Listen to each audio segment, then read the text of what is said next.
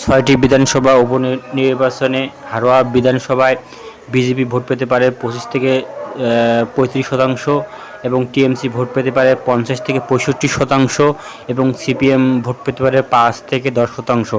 অর্থাৎ হারোয়া বিধানসভাটি টিএমসি দখলে যেতে পারে। পরবর্তী বিধানসভা সিতাই বিধানসভা। এই বিধানসভায় বিজেপি ভোট পেতে পারে 35 থেকে 45% মধ্যে ভোট পেতে পারে, টিএমসি ভোট পেতে পারে 45 থেকে 55% ভোট পেতে পারে এবং সিপিএম 10 থেকে 16% ভোট পেতে পারে। অর্থাৎ সিতাই বিধানসভাটাও কিন্তু টিএমসির দখলে যাওয়ার সম্ভাবনা খুবই বেশি। নৈহাটি বিধানসভা।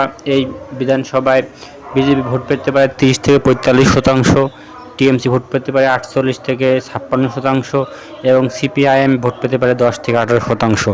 অর্থাৎ নৈহাটি বিধানসভাটা কিন্তু পার্থভৌমিকের এখানে কেন্দ্র থেকে এখানে জয়লাভ করতে পারে টিএমসি। তার পরবর্তী বিধানসভা তালডাঙ্গা বিধানসভা। এই বিধানসভায় বিজেপি ভোট পেতে পারে 40 থেকে 52%, টিএমসি ভোট পেতে পারে 45 থেকে 58% এবং সিপিএম 7 থেকে 12%। অর্থাৎ তালডাঙ্গা বিধানসভা বিজেপি এবং টিএমসির মধ্যে হাড্ডাহাড্ডি লড়ার সম্ভাবনা আছে, কিন্তু জয়ের ধারা সম্ভব রাখতে পারে টিএমসি।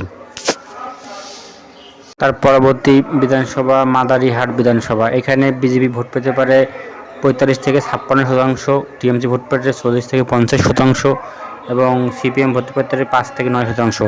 অর্থাৎ এই আসনটা জয় সম্ভাবনা বিজেপির খুবই বেশি, আর যেখানে সেকেন্ড পোস্টে থাকতে পারে টিএমসি। এখন দেখা যাক যে উপনির্বাচনে কে কোন দল করে। টিএমসি 5টা দল করতে পারে এবং বিজেপি একটিতে আসন দল করার সম্ভাবনা আছে।